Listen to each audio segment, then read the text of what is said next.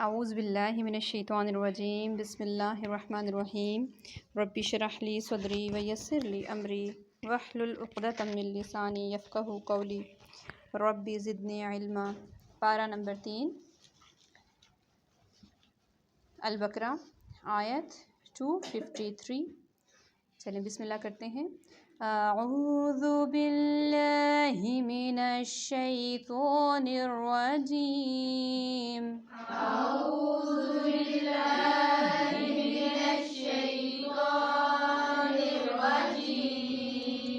بسم اللہ الرحمن الرحیم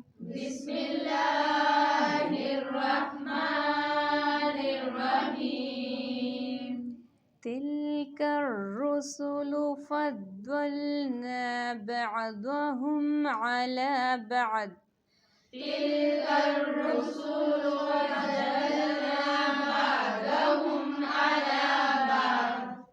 منهم من كلم الله ورفع بعضهم درجات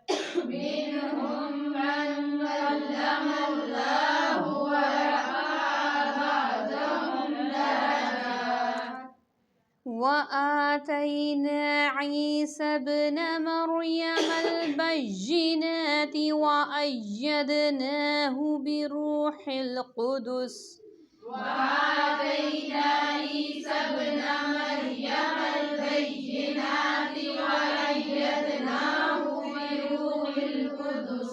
ولو شاء الله ما اقتتل الذين من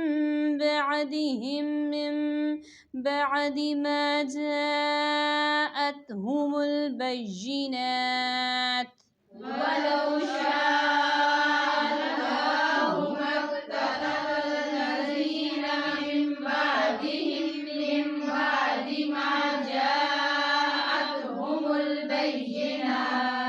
ولكن اختلفوا فمنهم من آمن ومنهم من كفر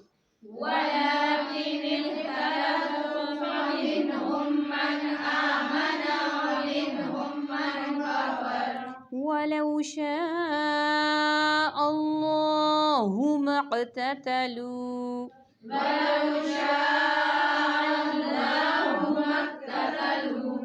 ولكن الله يفعل ما يريد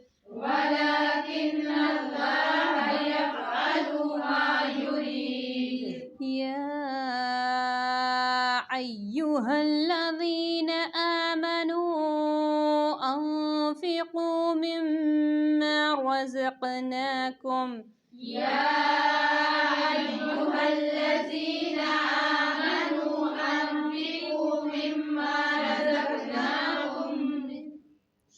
من قبل أن يأتي يوم لا بيع فيه ولا خلة ولا شفاعة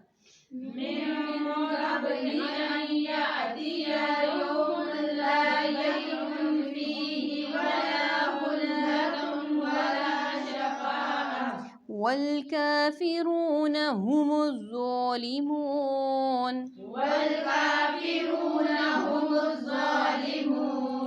الله لا إله إلا هو الحي القيوم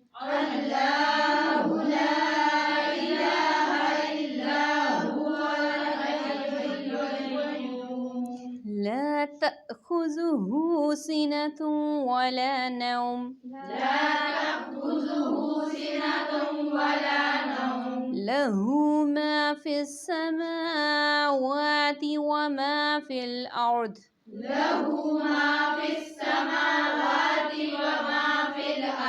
من ذا الذي يشفع عنده إلا بإذنه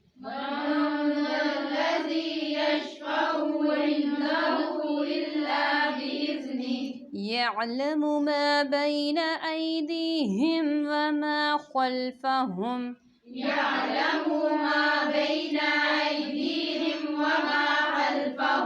ولا يحيطون بشيء من علمه إلا بما شاء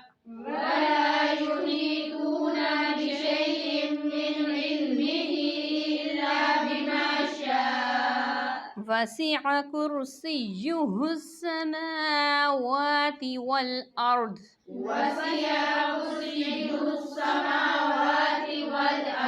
ولا يؤوده حفظهما وهو العلي العظيم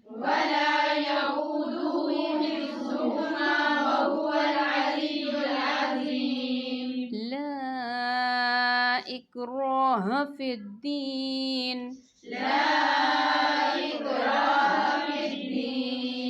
قد تبين الرشد من الغي فمن يكفر بالطاغوت ويؤمن بالله فقد استمسك بالعروة الوثقى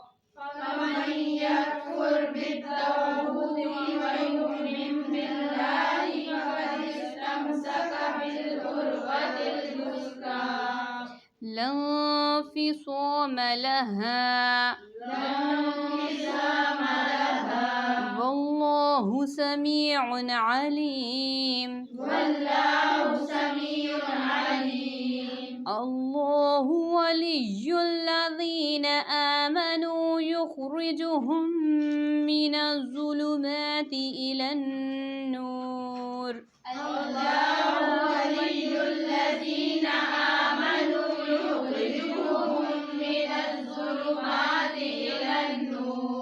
والذين كفروا أولياؤهم الطاغوت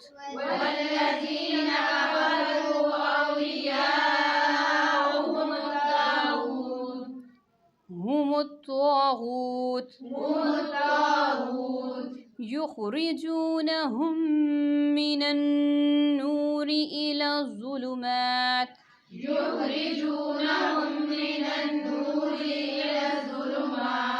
أولئك أصحاب النار هم فيها خالدون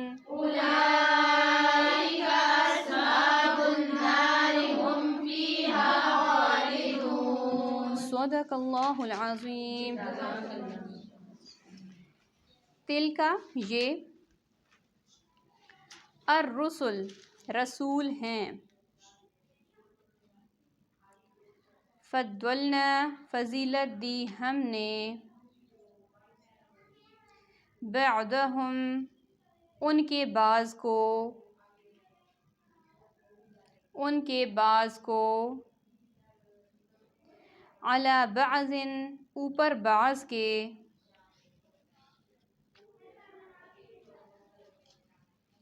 منہم ان میں سے من جس سے کلم اللہ کلام کیا اللہ نے ورفع اور بلند کیے بعدہم ان میں سے بعض کے درجات درجے اور بلند کیے ان میں سے بعض کے درجے وآتینا اور دی ہم نے عیسیٰ ابن مریم عیسیٰ علیہ السلام ابن مریم کو البینات روشن نشانیاں وأیدناہ اور تائید کی ہم نے اس کی یا مدد کی ہم نے اس کی بروح القدس ساتھ روح پاک کے ولو اور اگر شاء اللہ چاہتا اللہ تعالی، ما نہ، اقتتل قتل کرتا، نہ قتل کرتا، الذین ان لوگوں کو، من بعدہم جو ان کے بعد ہیں، من بعدی بعد اس کے، ما جو، جاءتہم آ چکی ہیں ان کے پاس، البینات روشن نشانیاں، ولیکن اور لیکن، اختلفوا انہوں نے اختلاف کیا، فمنہم تو ان میں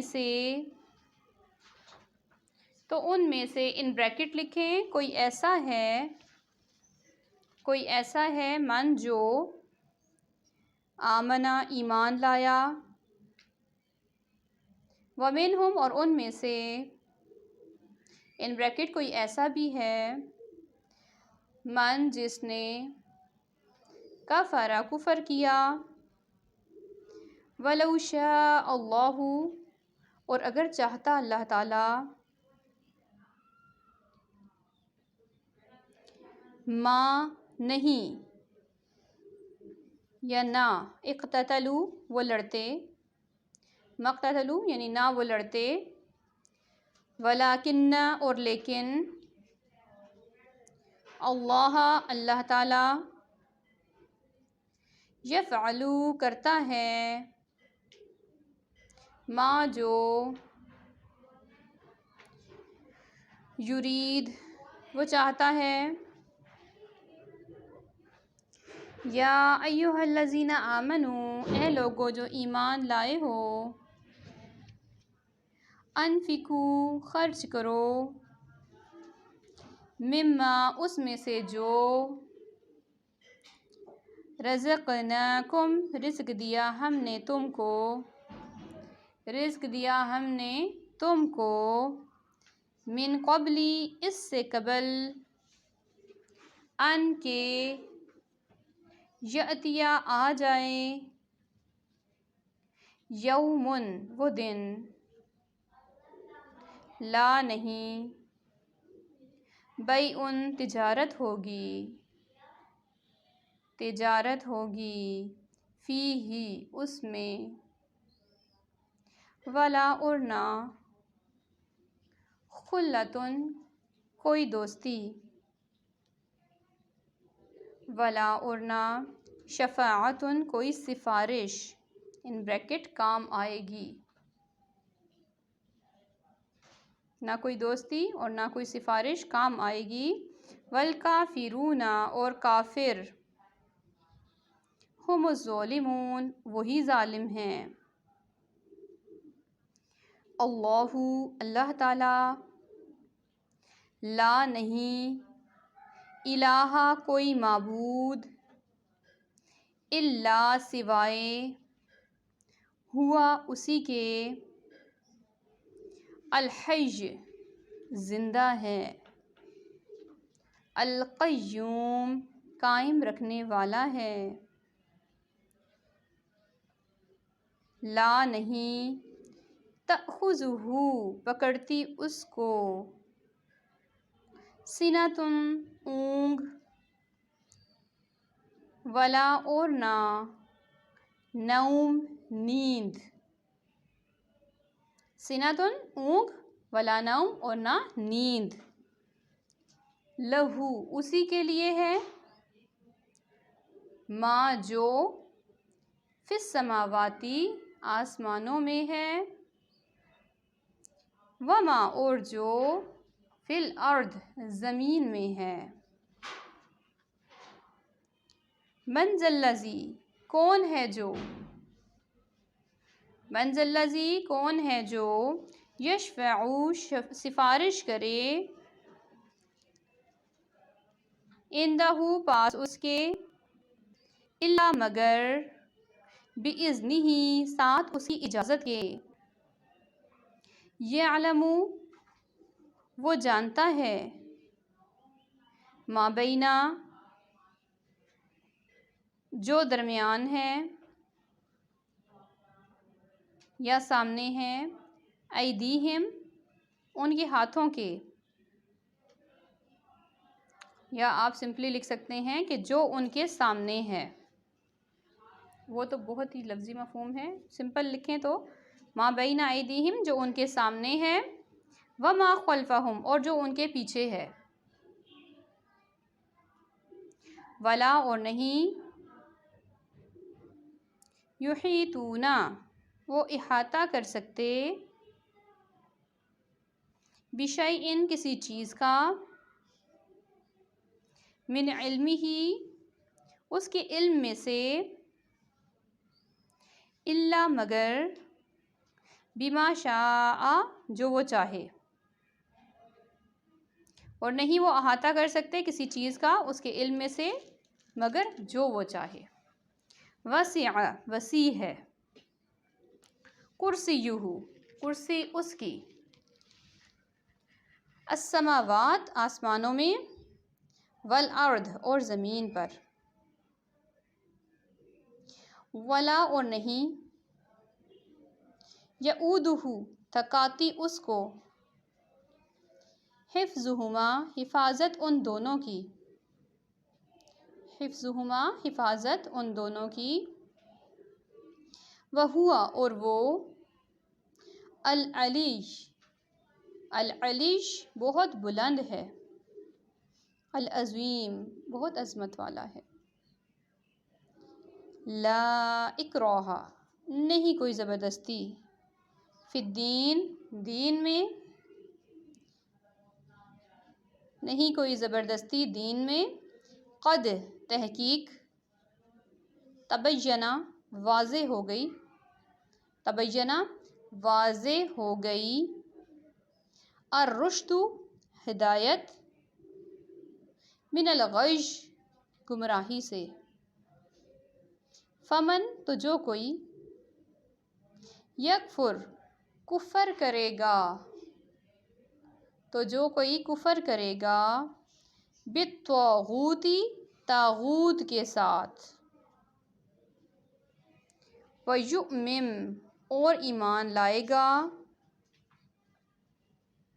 باللہ اللہ پر، فقد تو تحقیق، استمسکا اس نے پکڑ لیا، استمسکا اس نے پکڑ لیا، بالعروہ کڑے کو، کڑے کو، وثقی مضبوط، بالعروۃ الوثقی مضبوط کڑے کو، لا انفصام نہیں ہے ٹوٹنا،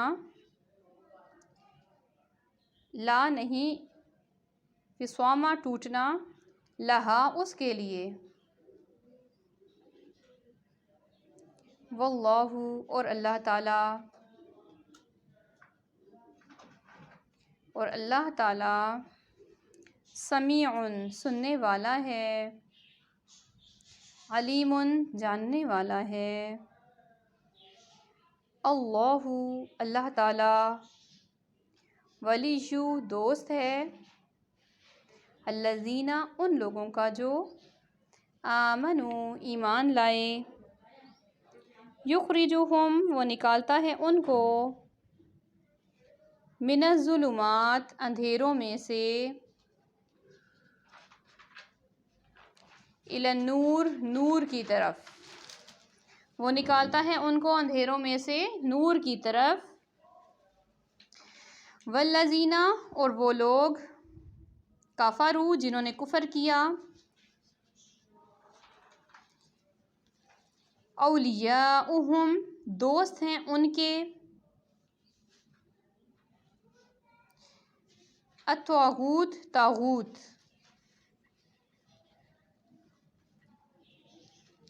یخرجونہم وہ نکالتے ہیں ان کو، من النور نور سے، وہ نکالتے ہیں ان کو نور سے الی الظلمات، اندھیروں کی طرف. اولئک، یہی لوگ، اصحاب، ساتھی ہیں، النار، آگ کے، ہم، وہ، فیہا، اس میں، خالدون، ہمیشہ رہنے والے ہیں. تلک الرسل، یہ رسول ہیں، فضلنا بعضهم علی بعض، فضیلت دی ہم نے ان میں سے بعض کو بعض پر. اب یہ رسول ہیں، کون رسول ہیں؟ اس سے مراد تمام رسول ہیں، جتنے بھی رسول آئے ہیں جن کو انسانوں کی ہدایت کے لیے اللہ سبحانہ و تعالیٰ نے بھیجا، ان میں سے بعض کو بعض پر فضیلت دی. مثلاً بعض سے اللہ نے کلام کیا، جیسے کہ حضرت موسیٰ علیہ السلام اور حضرت محمد مصطفیٰ صلی اللہ علیہ وسلم.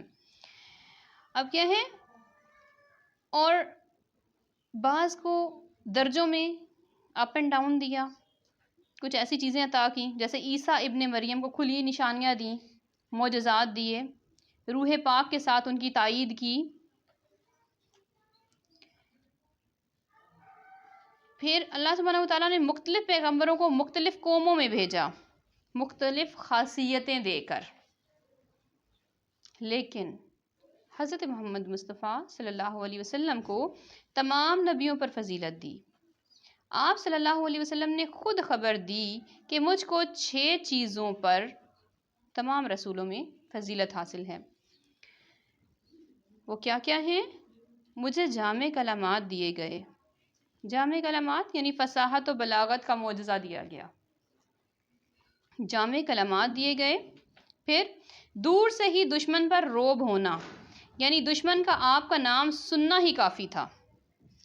پھر نمبر 2 کیا ہے؟ نمبر 3 مال غنیمت کا حلال ہونا، مال غنیمت حلال. پھر نمبر 4 تمام زمین پر نماز کا جائز ہونا، سجدہ کیا جا سکتا ہے پاک زمین کہیں بھی ہو. پھر نمبر 5 تمام جہانوں کے لیے نبی بن کر آنا، تمام جہانوں کے لیے. اب باقی انبیاء جو تھے وہ کسی خاص قوم، خاص بستی کے لیے آئے تھے، لیکن نبی پاک صلی اللہ علیہ وسلم تمام جہانوں کے لیے نبی بن کر آئے. پھر نمبر 6 اور سب سے امپورٹنٹ خاتم الانبیاء، خاتم النبیین. آپ صلی اللہ علیہ وسلم کو یہ خصوصیات ملی. آپ کے دوستوں، دشمنوں، سب نے ان خوبیوں کا اعتراف کیا. حتیٰ کہ آج کے دور کے جیسے ایم این رائے، ایچ جی ہیلز، جو غیر مسلم اسکالرز ہیں، وہ بھی آپ صلی اللہ علیہ وسلم کی تعریف کرتے ہیں. اللہ کے بعد جو ہستی سب سے بڑائی اور بزرگی کی حقدار ہے وہ نبی کریم صلی اللہ علیہ وسلم ہیں. قرآن پاک میں آتا ہے وَرَفَعْنَا لَكَ ذِكْرَكَ، اور ہم نے آپ کا ذکر بلند کیا. مطلب جب اللہ کا ذکر بلند ہوتا ہے، اذان کی ہی مثال لے لیں، اذان میں جب اللہ کا ذکر بلند ہوتا ہے تو ساتھ ہی نبی پاک صلی اللہ علیہ وسلم کا ذکر بھی ہوتا ہے. تو ہمیں کیا کہا گیا کہ لیکن ہمیں کیا اب یہ فضیلت اپنی جگہ ہے. کسی کو اللہ نے درجات کی بلندی دی، کسی کو فضیلت دی، لیکن کیا فرمایا کہ سب کی اطاعت کرو. ہمارے لیے کیا ہے؟ بے شک ہمارے نبی سب سے محترم ہیں، لیکن فرمایا کہ سب کی اطاعت کرو، تفریق نہ کرو. تفریق نہیں کر سکتے، ہم فرق نہیں کر سکتے، ہم نہیں کر سکتے. مسلم و بخاری میں آتا ہے مجھے موسیٰ علیہ السلام پر فوقیت مت دو، مجھے انبیاء میں سے کسی پر فوقیت مت دو، مجھے یونس علیہ السلام سے افضل و بہتر مت قرار دو. جس نے کہا کہ میں یونس بن مقطع سے بہتر ہوں، اس نے غلط کہا.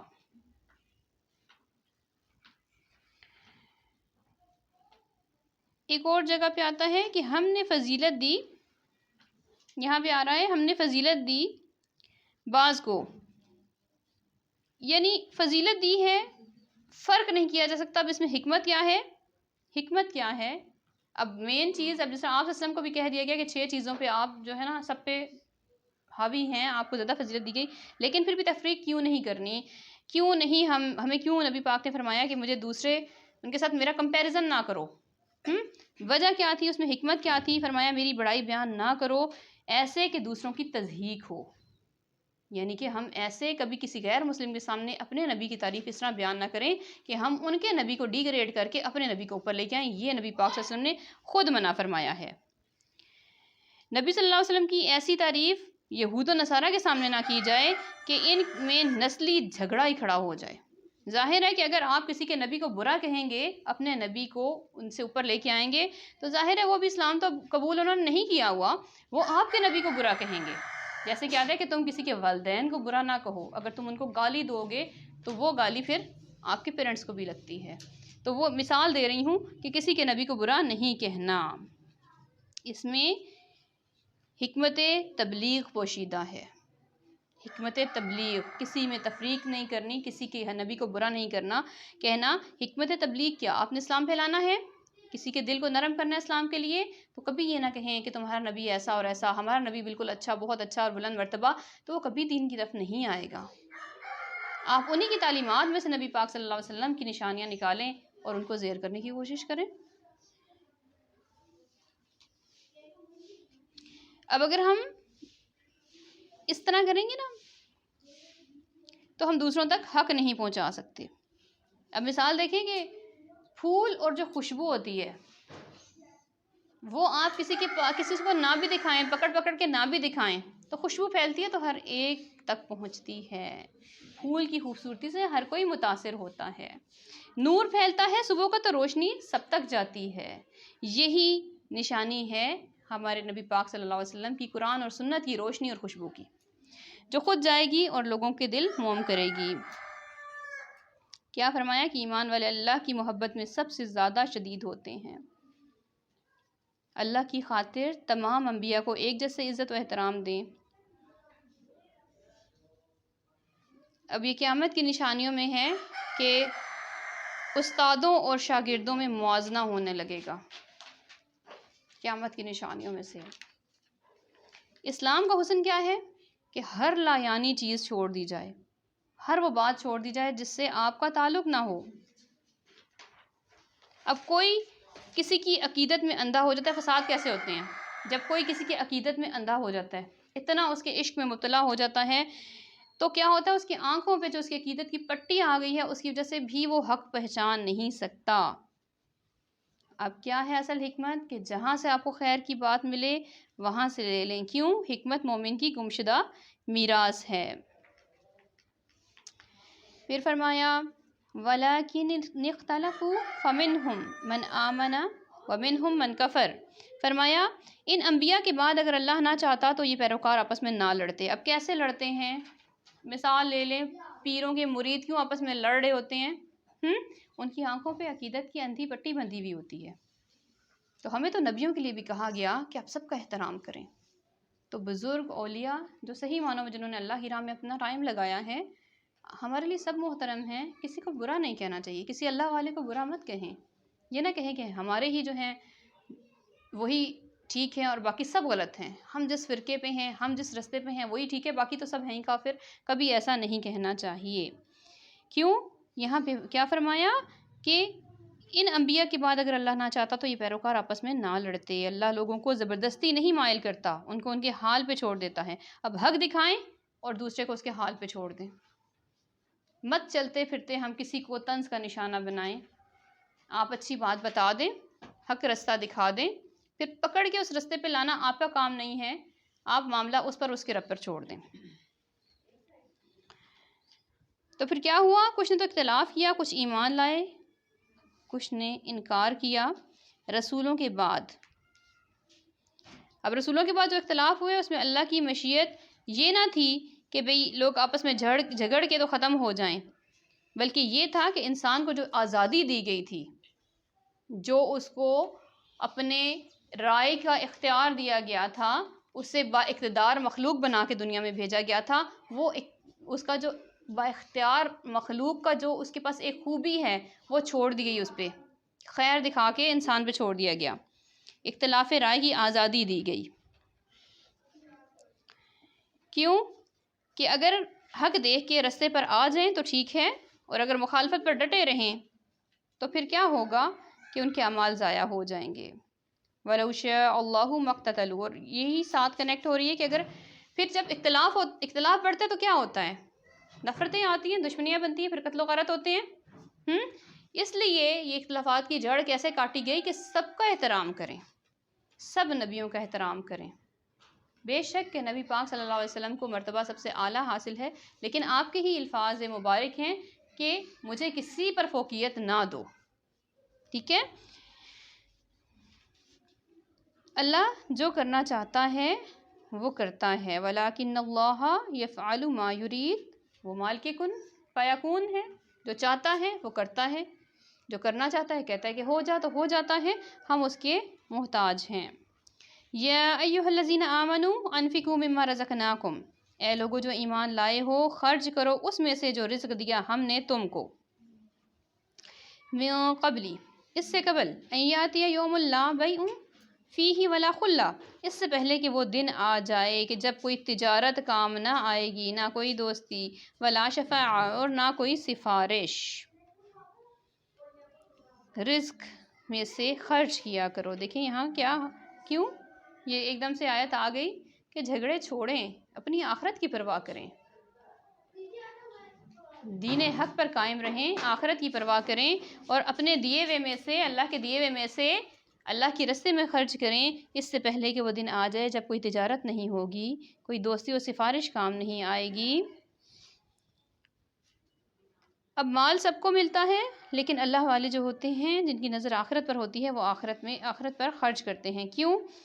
کیونکہ اس روز کوئی تجارت، اب کس قسم کی تجارت نہیں ہوگی؟ دنیا میں تو تجارت مال سے ہوتی ہے نا، اور قیامت کے روز تجارت جو ہوگی نا، جو لین دین ہوگا وہ اعمال کی بنا پر ہوگا۔ اس وقت کرنسی کام نہیں آئے گی، اس وقت اعمال چلیں گے، اس وقت ہاتھوں کا دیا کام آئے گا۔ آپ نے کسی کی ہیلپ کر دی، کسی کے سر پہ ہاتھ رکھ دیا، اس کی ضرورت پوری کر دی، تو اس وقت یہ چیز کام آئے گی۔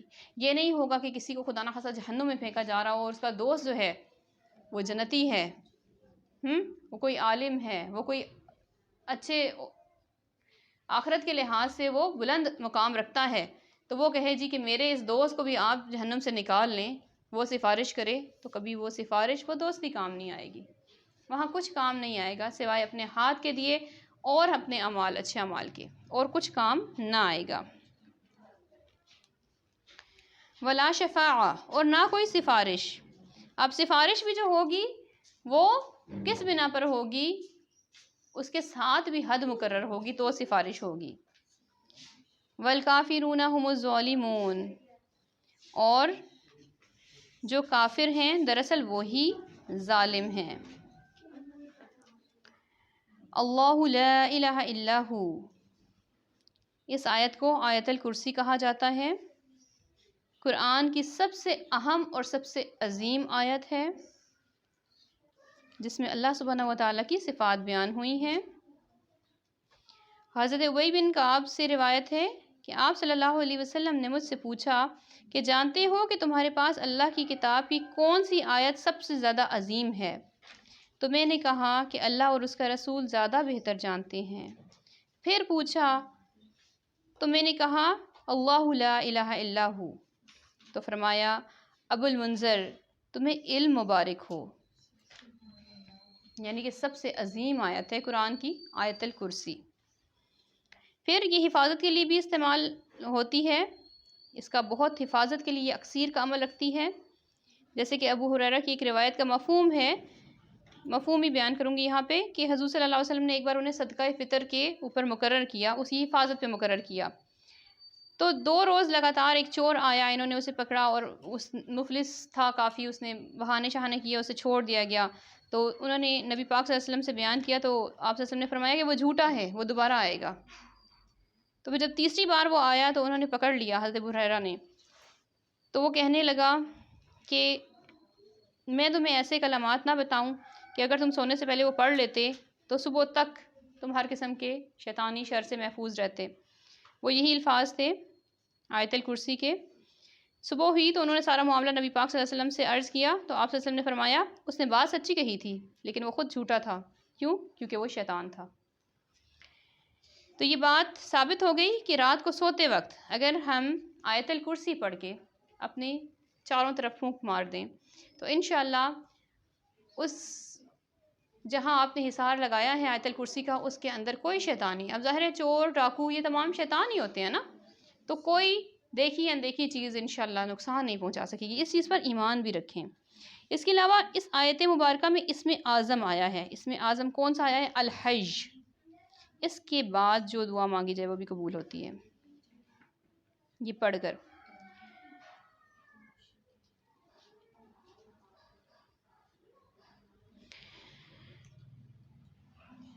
اس کے علاوہ ایک اور حدیث میں آتا ہے کہ جس نے ہر فرض نماز کے بعد آیت الکرسی پڑھی، اللہ اسے شاکر دل، ذاکر زبان اور نبیوں کا ثواب اور صدیقوں کا عمل عطا کرے گا، اور اس پر ہمیشگی صرف نبیوں اور صدیقوں سے ہی ہوئی ہے، یا اس بندے سے جس کا دل اللہ نے ایمان کے لیے آزمایا ہو، یا جس کو اللہ نے اپنی راہ میں شہید کیا ہو۔ کس کو مقام یہ ملے گا؟ یعنی شہیدوں کو بھی ملے گا۔ کس کو؟ جو ہر فرض نماز کے بعد آیت الکرسی پڑھنے والا ہوگا، اسے کیا کیا ملے گا؟ کس کا مقام ملے گا؟ نبیوں کا، صدیقین کا، شہداء کا۔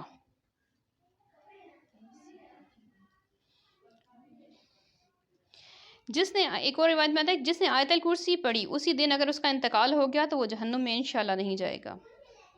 جس گھر میں یہ پڑھی جائے، پوری سورہ بقرہ کے بارے میں بھی آتا ہے اور آیت الکرسی کے بارے میں بھی، کہ وہاں سے شیطان بھاگتا ہے۔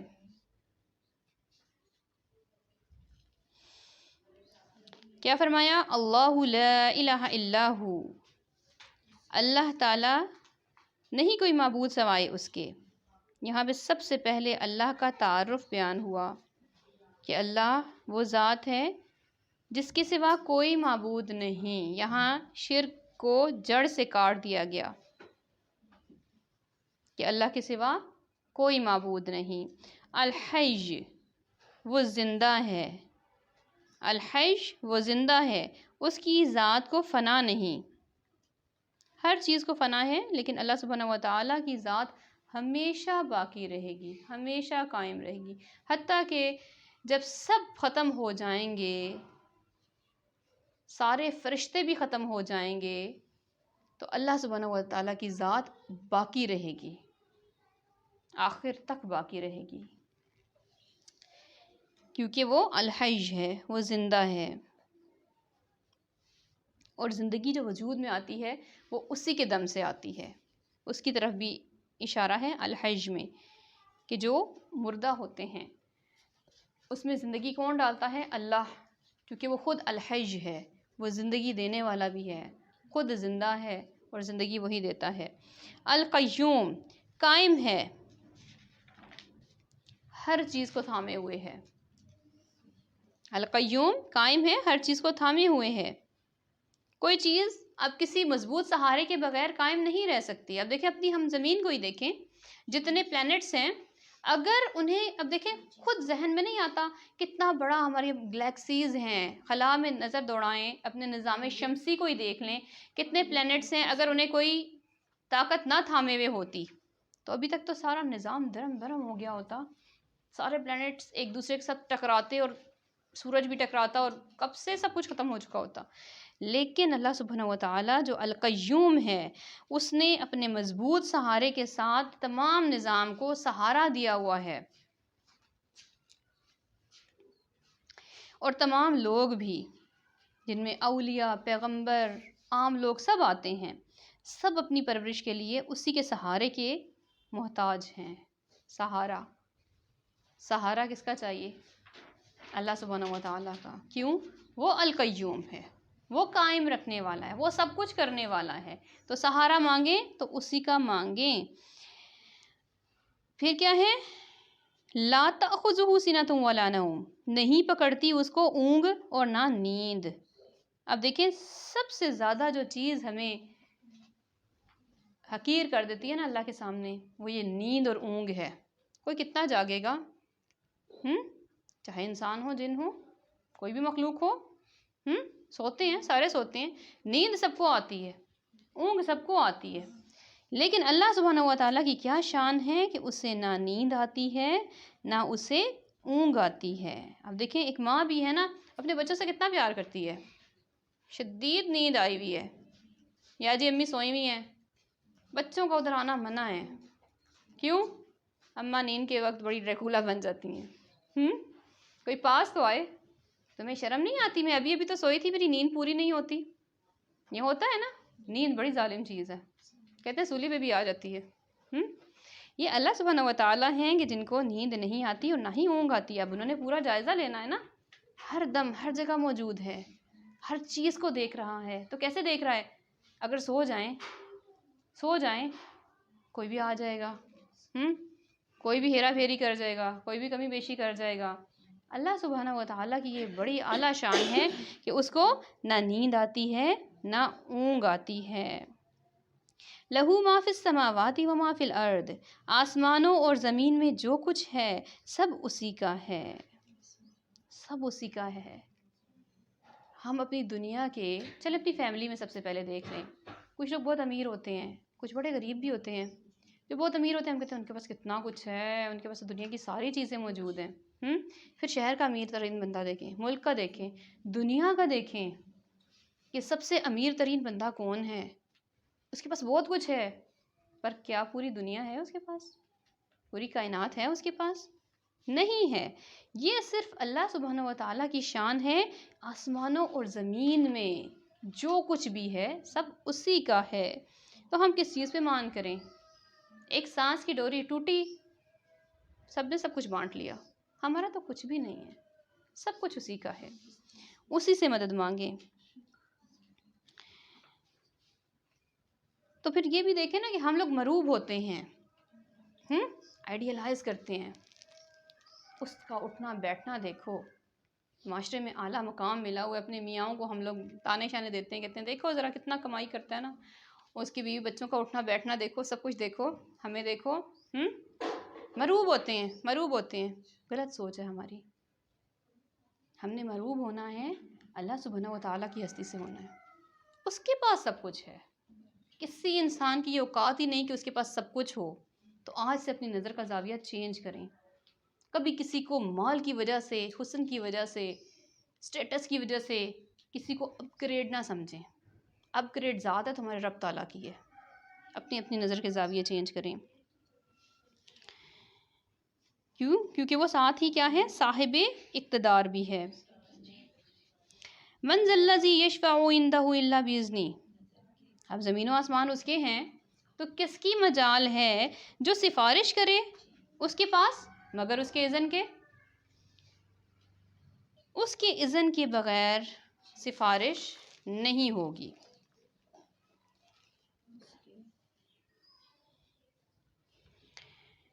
اب ایک حدیث سے میں اس کو کروں گی۔ اب اس میں حدیث میں آپ دیکھیے گا کہ اس میں روایت میں یہ بھی شو ہوتا ہے کہ جو سفارش کرنے والے ہوں گے نا، وہ بھی اس روز اللہ کے خوف سے لرز رہے ہوں گے۔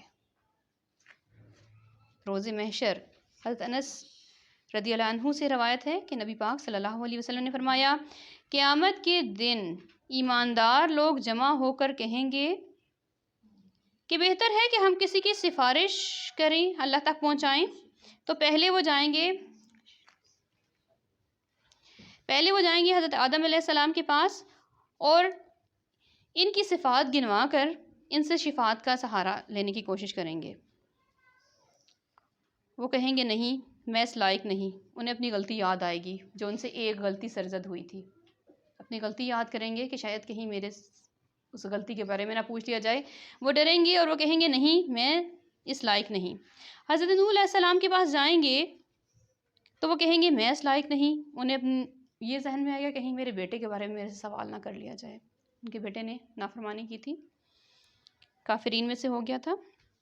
پھر خلیل اللہ، اب دیکھیں خلیل اللہ جنہیں اللہ نے اپنا دوست کہا ہے، حضرت ابراہیم علیہ السلام کے پاس جائیں گے تو وہ کہیں گے میں اس لائق نہیں۔ موسیٰ کے پاس جاؤ، وہ ایسے بندے ہیں جن سے اللہ نے کلام کیا ہے، ان کو تورات دی ہے۔ اب دیکھیں انہیں اپنا تھوڑا سا کیوں حضرت ابراہیم کو کم اپنا آپ محسوس ہوا دوسرے نبی سے؟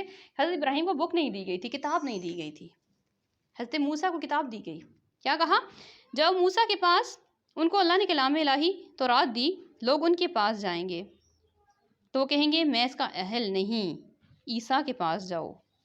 ان کے پاس آئیں گے، اب حضرت موسیٰ کیوں کہیں گے میں اس کا اہل نہیں؟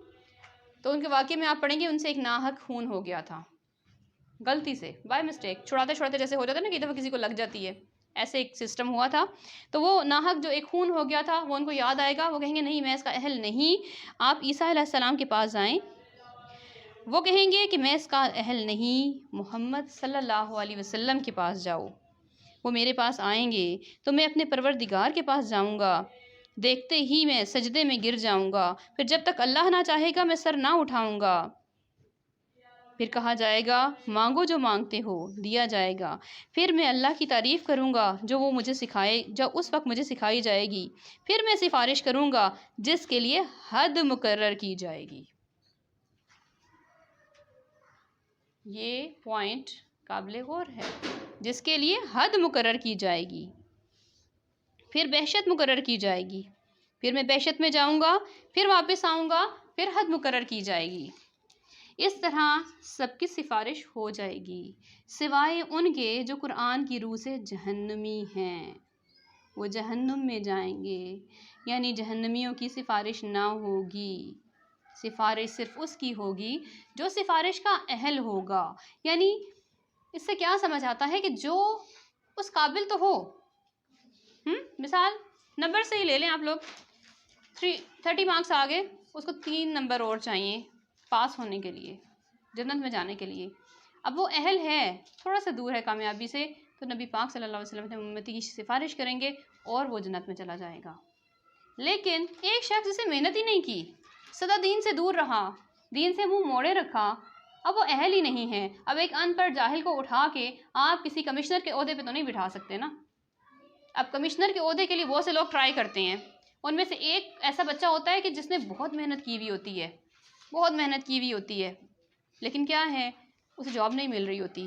اگر کوئی اس کے لیے سفارش کر دے، غریب بچہ ہے، پوزیشن ہولڈر ہے، اسے جاب مل جائے گی۔ اب وہ اہل تھا تو تھوڑی سی سفارش ہوئی اور اس کو جاب مل گئی، لیکن ایک وہ شخص جو بالکل ان پڑھ ہے، جاہل ہے، آپ سوچیں اس کے لیے کوئی سفارش کر کے اسے کمشنر بنا سکتا ہے؟ نہیں بنا سکتا۔ یہ مثال ہے، سفارش اس کے لیے ہوگی جو اس کا اہل ہوگا۔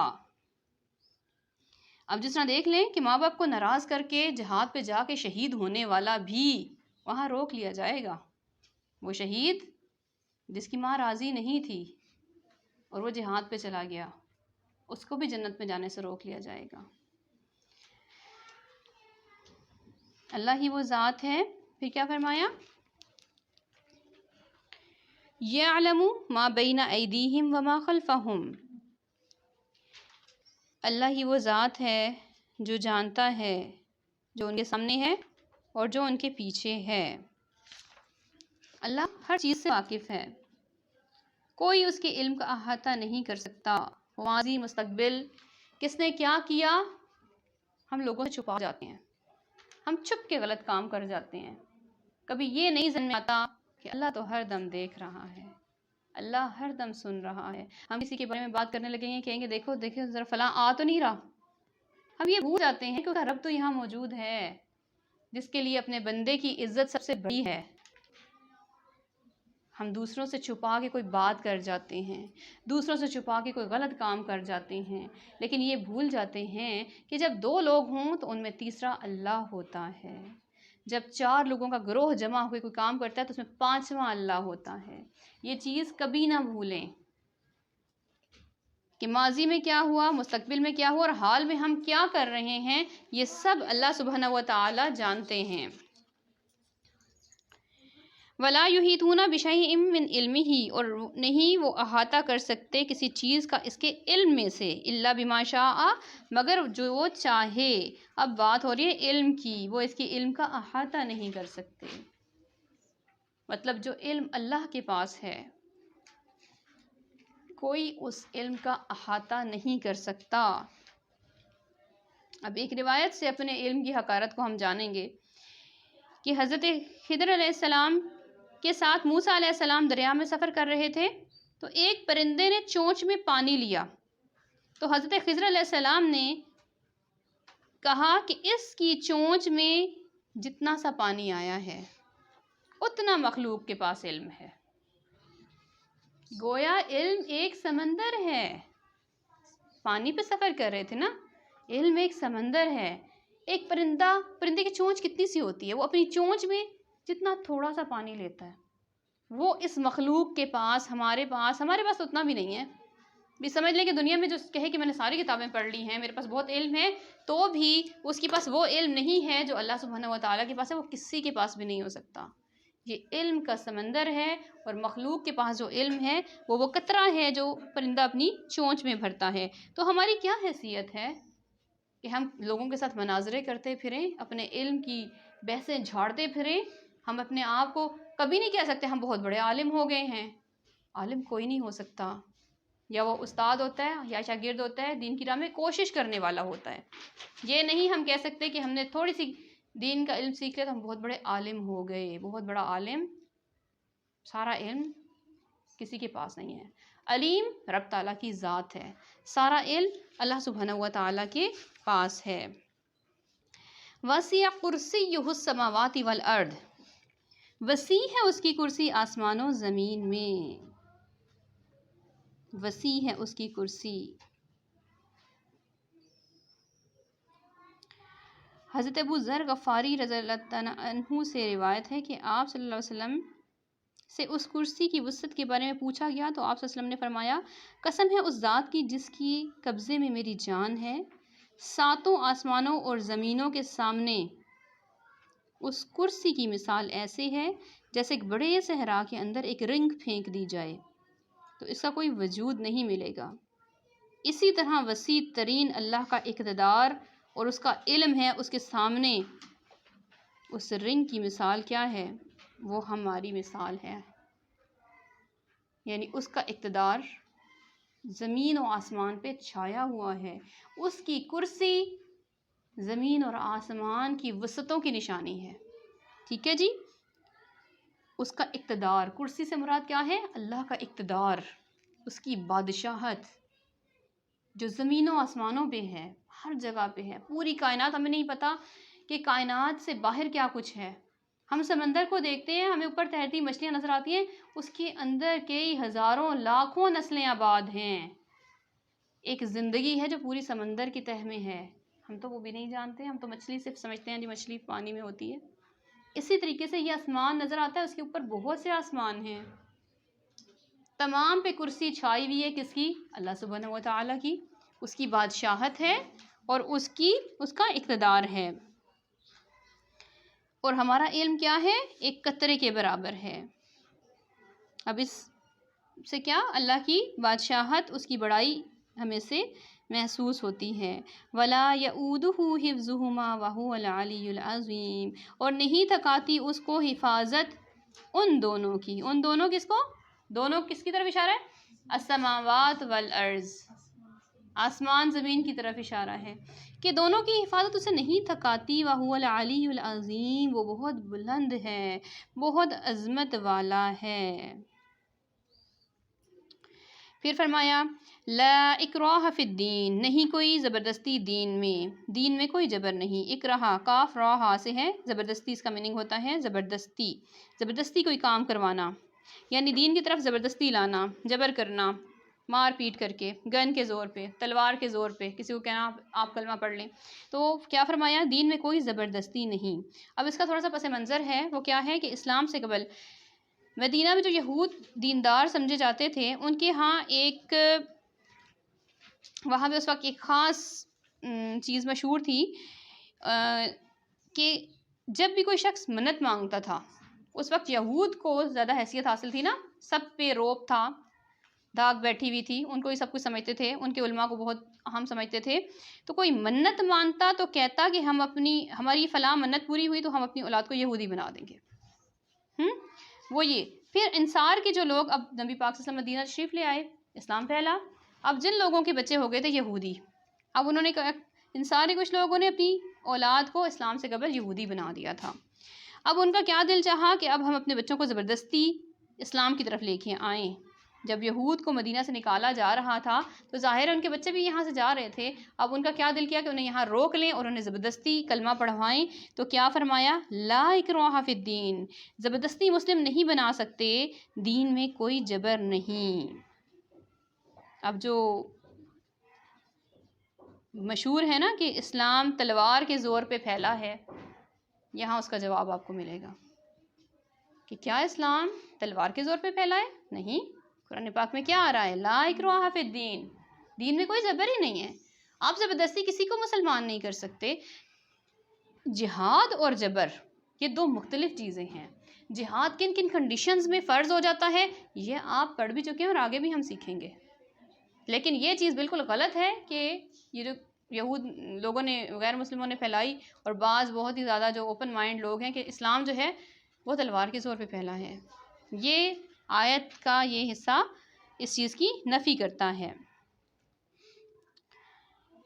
اب دیکھیں، ایک مسلم اگر مرتد ہو جاتا ہے تو وہ کیا ہے؟ وہ معاشرے کے لیے خطرہ بن جاتا ہے، بہت فساد و فتنہ ہو سکتا ہے، تو اسے قتل کرنے کا حکم ہے.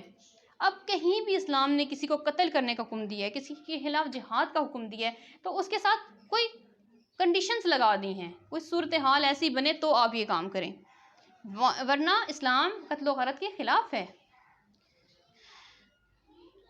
لیکن جہاں فتنے کا اندیشہ ہو تو حکم ہے کہ انہیں قتل کرو، جہاد کرو.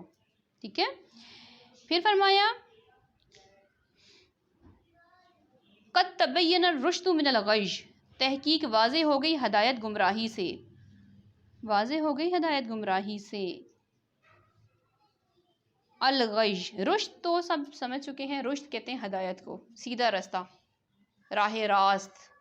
من الغی، الغی اس میں وہ جہالت آ رہی ہے کہ جو غلط عقیدے کی بنا پر پیدا ہوتی ہے. الغی سے مراد وہ گمراہی ہے جو غلط عقیدے کی بنا پر پیدا ہوتی ہے. اب ہدایت اور گمراہی کو پہچاننا ہر صاحب عقل کے لیے آسان ہوتا ہے. اب دیکھیں، تھوڑا سا سمجھدار بچہ بھی ہوتا ہے، اس سے نیکی اور بدی میں فرق پتہ ہوتا ہے. بالکل ایسے کہ جیسے ایک جگہ آگ جل رہی ہے اور ایک چولہا ٹھنڈا ہے، تو اب پتہ ہے کہ یہاں آگ جل رہی ہے جو جلائے گی، اور یہ چولہا ٹھنڈا ہے. مثال دے رہی ہوں، اتنا رائٹ اینڈ رانگ تو سب کو پتہ ہوتا ہے نا.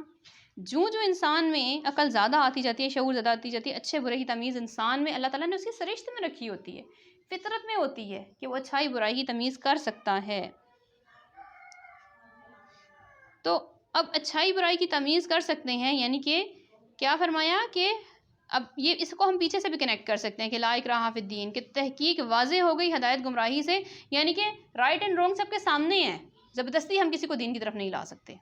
ممانعت ہے، اچھائی برائی دکھا دیں، بتا دیں. آپ قرآن سیکھ رہے ہیں، دوسروں میں یہ شعور پیدا کریں کہ بھئی قرآن سیکھنا، قرآن اچھا راستہ ہے، آپ کو جنت کی طرف لے کے جائے گا، لیکن زبردستی ہم کسی کو پکڑ کے نہیں لا سکتے. کیوں؟ قد تبین الرشد من الغی، کیوں؟ واضح ہو گئی ہے ہدایت گمراہی سے. سب کو پتہ ہے کہ سیدھا رستہ کون سا ہے، الٹا. اگر وہ آنکھیں بند کیے بیٹھے رہیں گے، فَمَن یکفر بالطاغوت، جو کوئی کفر کرے گا طاغوت کے ساتھ، جو قرآن کی طرف نہیں آئے گا، جو دین اسلام کی طرف نہیں آئے گا، تو وہ کیا کس کے ساتھ کفر کر رہا ہے؟ طاغوت کے ساتھ. طاغوت طغیان سے ہے. ہر وہ چیز جو انسان کو سرکشی پہ آمادہ کرے، ہر وہ چیز جو انسان کو سرکشی پہ آمادہ کرے اور اسے سیدھے رستے سے گمراہ کر دے، اور انسان اس گمراہی میں حد سے گزر جائے، وہ ہے طاغوت. اب طاغوت کیا چیزیں ہیں، کیا مثالیں ہیں طاغوت کی؟ طاغوت شیطان کو کہتے ہیں، شیطان. پھر بعض اوقات ہمارا نفس. کیا چیزیں ہیں طاغوت؟ شیطان ہے مین، پھر ہمارا نفس، سرکش انسان طاغوت بن جاتا ہے بعض اوقات، دوسروں کا سکون برباد کرتا ہے. پھر معاشرہ بھی بعض اوقات طاغوت ہوتا ہے کہ جو ہماری حق کے راستے میں رکاوٹ بن جاتا ہے. وہ معاشرہ کہ لوگ کیا کہیں گے، یہ طاغوتی قوتیں ہیں جو حق کے راستے سے روکتی ہیں. تو جو کوئی طاغوت کا انکار کرے گا تو اسے راہ ہدایت مل جائے گی، جو طاغوت کا انکار کرے گا. اور جو طاغوت کی راہ اپنائے گا یعنی وہ ہدایت سے پھر گیا۔ فَمَن يَكْفُرْ بِالطَّاغُوتِ وَيُؤْمِن بِاللَّهِ فَقَدِ اسْتَمْسَكَ بِالْعُرْوَةِ الْوُثْقَىٰ، تو جو کوئی کفر کرے گا طاغوت کا کفر اور طاغوت کے ساتھ کفر، دو الگ الگ چیزیں ہیں۔ اب اس آیت میں اگر ہم بالطاغوت کا ترجمہ یہ کرتے ہیں نا کہ طاغوت کے ساتھ کفر، تو وہ ٹرانسلیشن آتی ہے جو میں نے ابھی آپ سب کے ساتھ شیئر کی، کہ طاغوتی قوتوں کا ساتھ دے کے اگر کوئی غلط رستے پہ چل جاتا ہے، نفس کی مانتا ہے، سرکش شیطان، یا جیسے معاشرے آڑے آ رہا ہے تو ہم اس کی سن کے کہ نہیں معاشرہ ہمیں کیا کہے گا، یہ تو دین والی ہوگی، تو مولویانیاں بن گئی ہیں، ہاں یہ ان کو تو یہ اور وہ، یہ تو حجاب کرنے لگ گئی ہیں، یہ تو اب ان کو جو اسلام نے منع کیا ہے یہ وہ سب کچھ کرنے لگ گئی ہیں، مطلب معاشرہ آڑے آئے تو معاشرہ طاغوت ہے، تو اگر ہم طاغوت کے ساتھ کفر کریں گے تو پھر انجام بھی طاغوت کے ساتھ ہوگا۔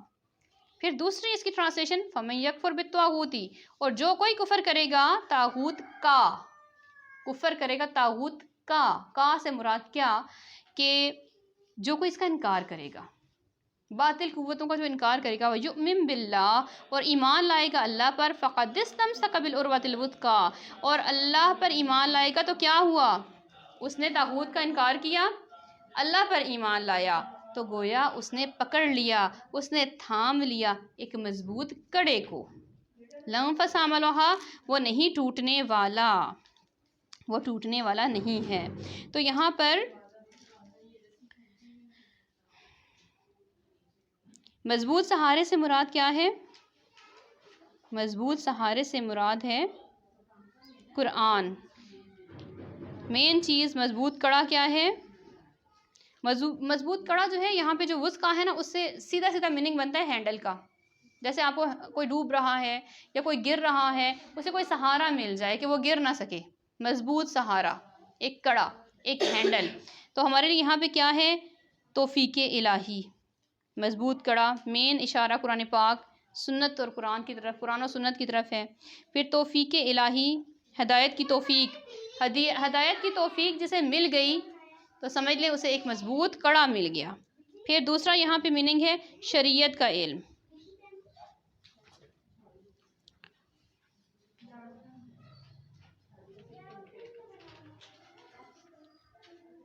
شریعت کا علم، تو وہ کیا ہے؟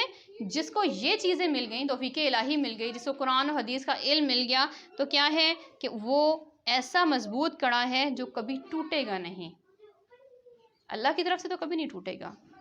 ہاں اگر ہم یا کوئی انسان، کوئی مومن طاغوتی قوت کے اثر آ گیا تو وہ خود اس کڑے کو توڑ سکتا ہے، اللہ نہیں توڑے گا۔ اگر ہم اس قرآن اور سنت کے حصار میں رہیں گے تو کیا ہوگا کہ یہ کڑا ہمیشہ ہماری حفاظت کرے گا، لیکن طاغوت جو کہ ہر وہ قوت جو حق قبول کرنے سے کے رستے میں رکاوٹ ہو۔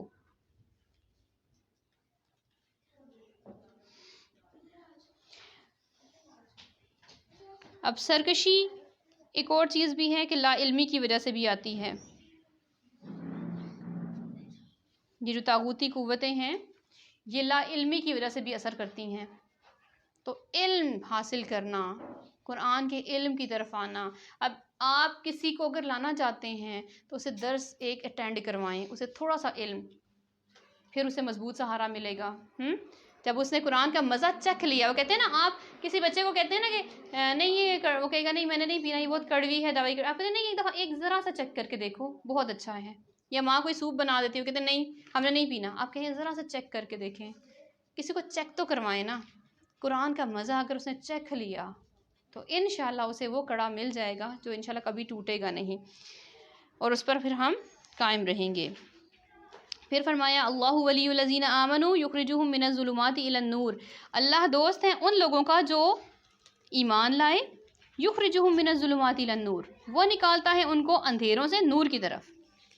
اب اللہ سبحانہ و تعالیٰ کے لیے کیا آتا ہے سورہ نور میں؟ اللہ نور السماوات والارض، اللہ نور ہے زمین و آسمان کا، اللہ نور ہے زمین و آسمان کا، اور وہ کیا کرتا ہے کہ اپنے بندوں کو جو اس کے ولی ہیں، کون ولی ہیں؟ اللہ کے ولی کون ہوتے ہیں؟ جو اس پر ایمان لاتے ہیں، ان کو کیا کرتا ہے؟ ان کے ریوارڈ میں کیا دیتا ہے ان کو؟